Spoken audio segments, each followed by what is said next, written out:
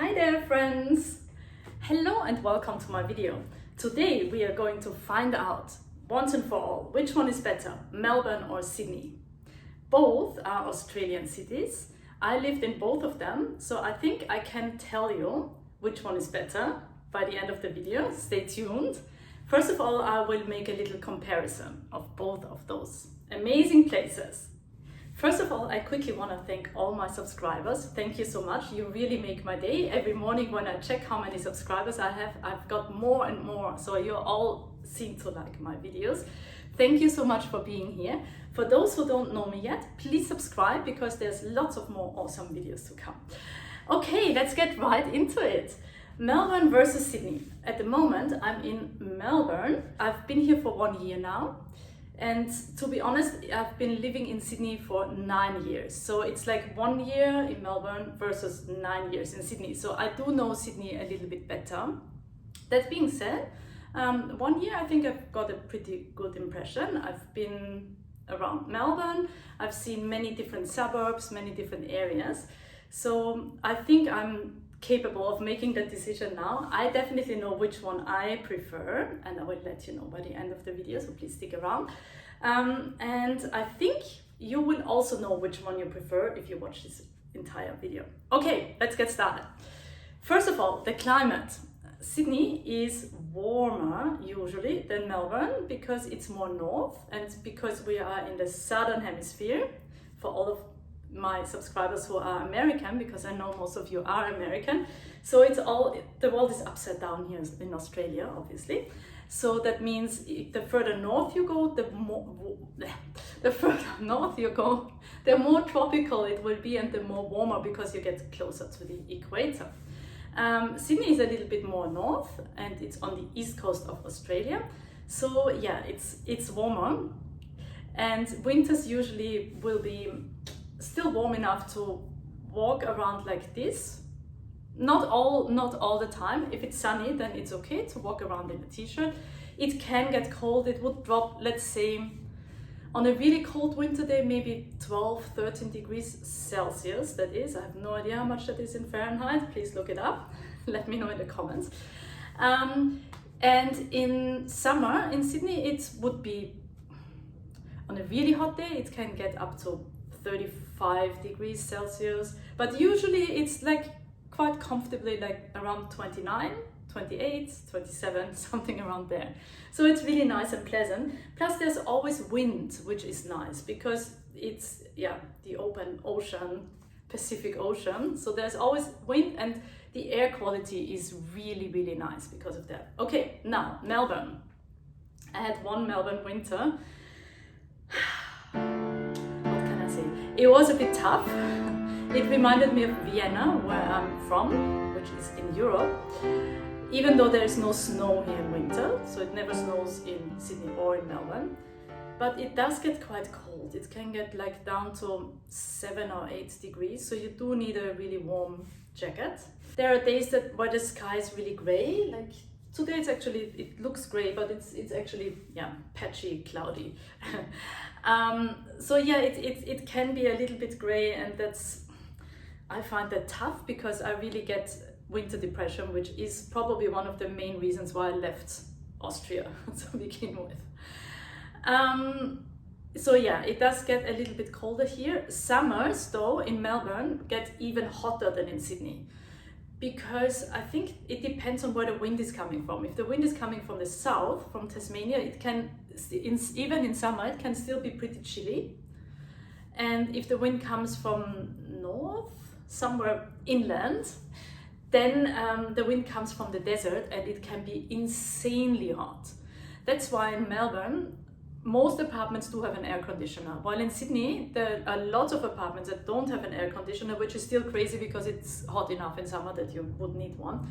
But in Melbourne, oh my God, like summer, it's maybe only really starts mid-December and goes until March, early March. And also for your American friends, upsides down seasons. So Christmas is hot here, so that's in summer. Anyway, so yes, we have like 3 months here in Melbourne where it is crazy hot and you really need an air conditioner. So don't get an apartment without an air conditioner in Melbourne. In Sydney you might get away with it, especially if you have lots of nice sea breeze coming in, if you're like near the ocean. And there's plenty of places near the ocean in Sydney. Speaking of the ocean, in Melbourne, everyone has warned me, my Sydney friends, when I was moving to Melbourne, they said the beaches are shit. I guess I can say that, it's my own channel, so I'm not gonna censor myself. So yeah, the beaches are not great in Melbourne. And I thought, how bad can they be? And they probably just mean that it doesn't have high waves, so that they're not good for surfing. But since I'm Austrian and I can't swim that well, I actually prefer if there's no high waves that are gonna kill me. So that being said, yes, the beaches are really crap. Sorry, Melbourne, but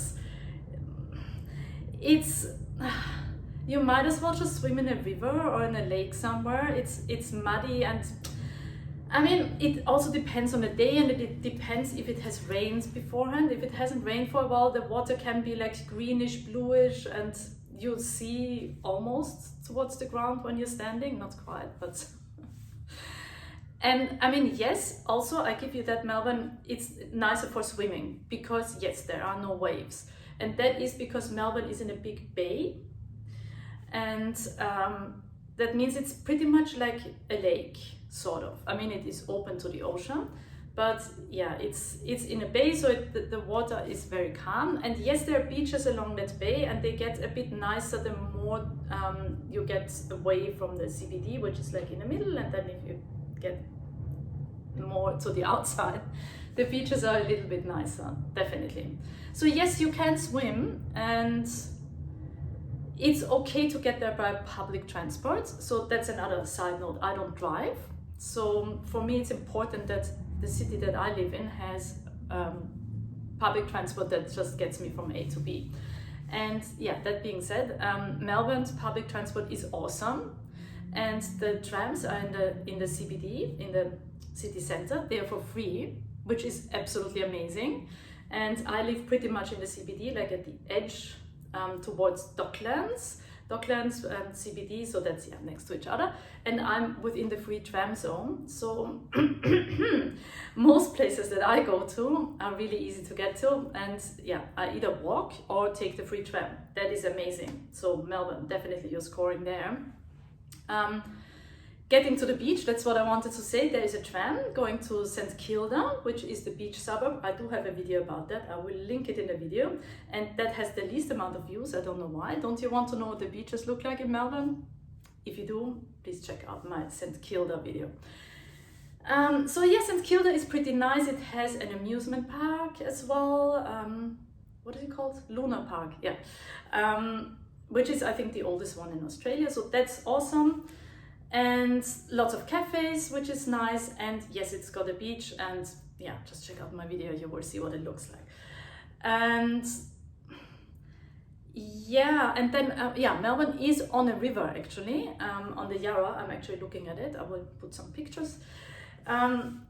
Yes, the Yarra is very brown, and a lot of people, there's like little boat tours that you can do on the Yarra. I'm not quite sure why. But yeah, I mean, it's a river that flows through the city, and there's lots of bridges between South Bank and the CBD.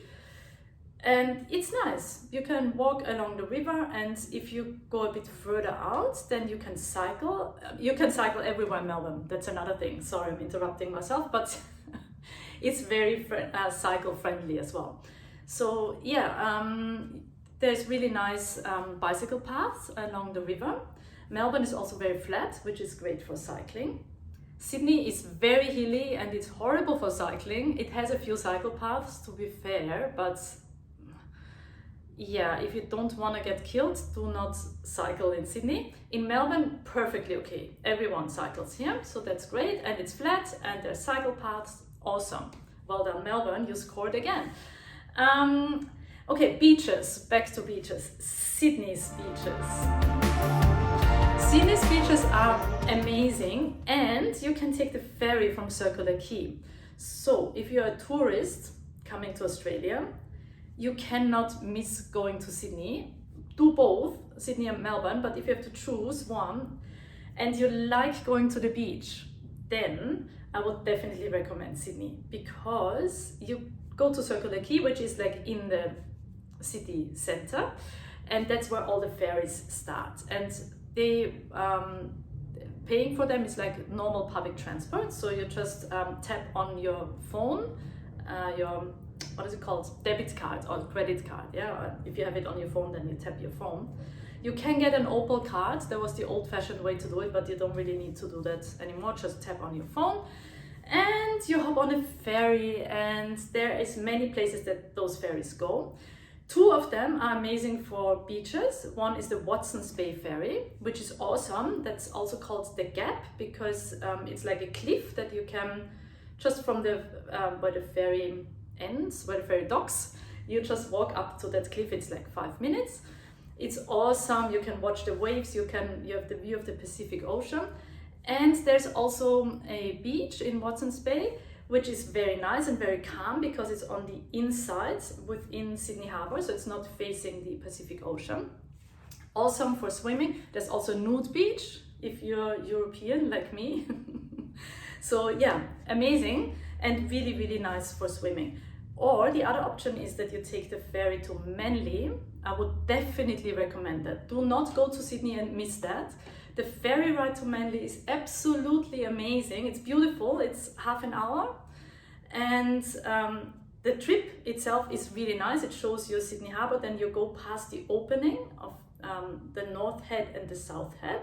So you see out to the Pacific Ocean, and then you get to the north side of Sydney.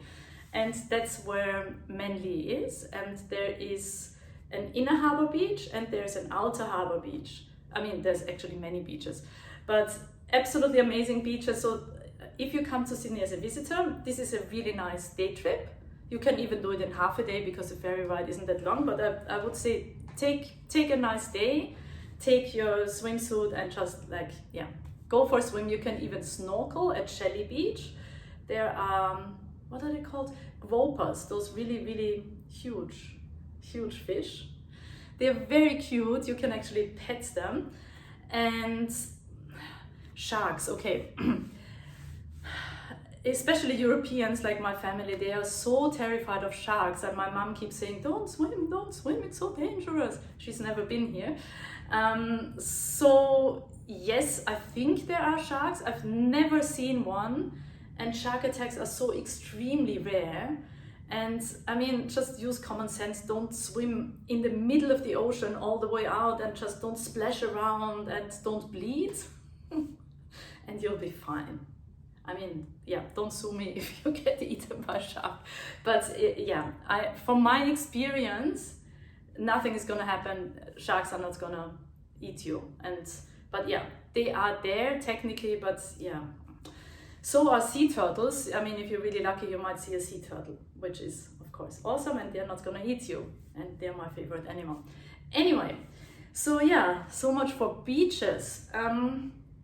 What else? Culture. So Melbourne is gonna score again. Melbourne is awesome. If you are into theaters or operas or concerts, Melbourne is the place to go. I know you've heard of Sydney Opera House. Yes, Sydney has Sydney Opera House, and there's amazing concerts and operas in there as well. But that's pretty much it. While in Melbourne you've got the Regent Theatre and oh my god, what are they all? But there's plenty of places. There is like several opera companies operating at the same time. I used to work for 2 of them here. Amazing opportunities for freelance musicians. Open air concerts in the Royal Botanic Gardens. They do that. They do have that in Sydney as well. But yeah, Melbourne, it just has a lot of culture happening. So if you're if you're interested in culture, definitely come to Melbourne if you're a visitor. So yeah, Sydney, I've been living and working there as a freelance musician for almost 10 years, and yes, there are orchestras. There's a lot of community orchestras that don't pay very well. which are still, yeah, fun to work with. But if you want to survive as a freelance musician, yeah, it's a little bit tough in Sydney.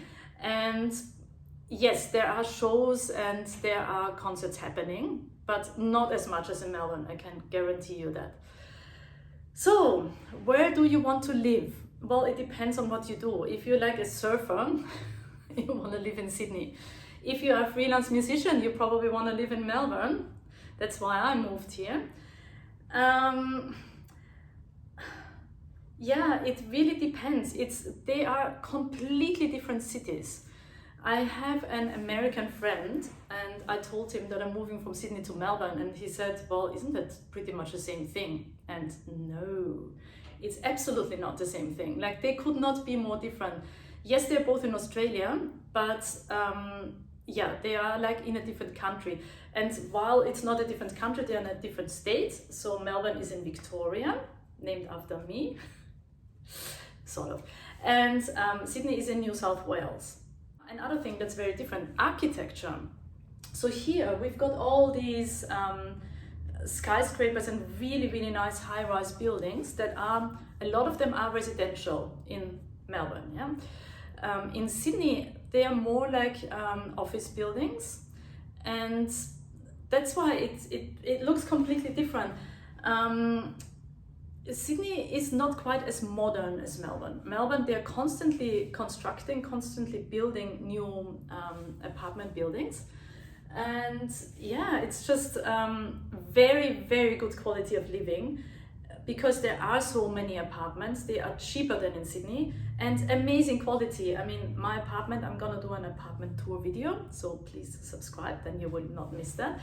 My apartment is absolutely amazing and so much cheaper than living in Sydney.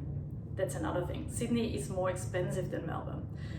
In Sydney, I guess you're paying for the views, because you get those water views from a lot of places, unless you're like living in the west, but I'm talking about like living within proximity of the city center for both Melbourne and Sydney. Yeah, so if you live in Sydney CBD or eastern suburbs, you will have, most likely you will have water views and maybe Opera House and Harbour Bridge views, and you really pay for those. I mean, they are absolutely amazing, worth the money, but you will pay for that. In Melbourne, views are not really a thing that much. I'm lucky that I have actually nice views, but yeah, you're gonna see the Yarra River, but you're not gonna have ocean views, even though I can see the ocean if I lean out a little bit. So I'm spoiled here. But yeah, in Sydney you're more likely to get the views, and you get that super nice beach lifestyle as well. While in Melbourne it's more like a serious city where you go to work every day and yeah, have really good quality of living. And Sydney, you get really overpriced apartments with a nice view, but those apartments, a lot of them, especially in the eastern suburbs, you will find apartments that have not been renovated since the 60s or 70s, and they're still way more expensive than a modern place here in Melbourne. So if you're on a budget, if we're talking now about living in one of those places, if you travel, it doesn't make much difference. If you want to settle down in either Melbourne or Sydney, Melbourne is cheaper overall, definitely. The weather, not quite as nice, but you get culture. Beach is not quite as nice, and yeah, Sydney, it's like friends of mine said, Sydney is a holiday town. And it is a little bit, you feel like you are on holidays. It's still like, obviously people go to work there. They have to work a lot in order to afford their lifestyle. But when you have a day off, you go to the beach and you just feel like you're on holidays. So you don't really need to go on holidays anymore. I mean, I do it anyway, but you don't have to. Well, if you live in Melbourne, you do have to go on holidays. And I usually go to the Gold Coast. There's a video about that. Please check out my other videos, please subscribe. Yeah, so that's, long story short, Sydney versus Melbourne. Oh, another thing, Melbourne has got a lot of trams and they're free in the CBD, like I mentioned earlier. Sydney only very recently got a light rail, which is pretty much a tram. I don't know what the difference is really, but it doesn't really take you places that you need to go to unless you really live along there. But it's, yeah, you could travel to Sydney, explore the city and not even notice that there are trams. While in Melbourne, trams are everywhere. They are sort of like Melbourne's symbol of, I don't know, of awesome public transport. Yeah, so that's pretty much sums up my Sydney versus Melbourne. I might come up with something else and then I will just add that later to the video. But I just wanted to quickly get started on that video. And I will also let you know where I decided to spend the rest of my life, maybe, because I'm a bit of a gypsy, like we never know if it will be the rest of my life. But I think I know where I want to live. If you think you know what my preference is, please put it in the comments and have a good guess. And soon I will make a video and I will let you know where I ended up and where I wanna settle down for good. Okay, people, thank you so much for watching this. I hope it was interesting. I hope it helped a little bit. And yeah, I see you in the next video. Please subscribe. Thanks for watching. Bye.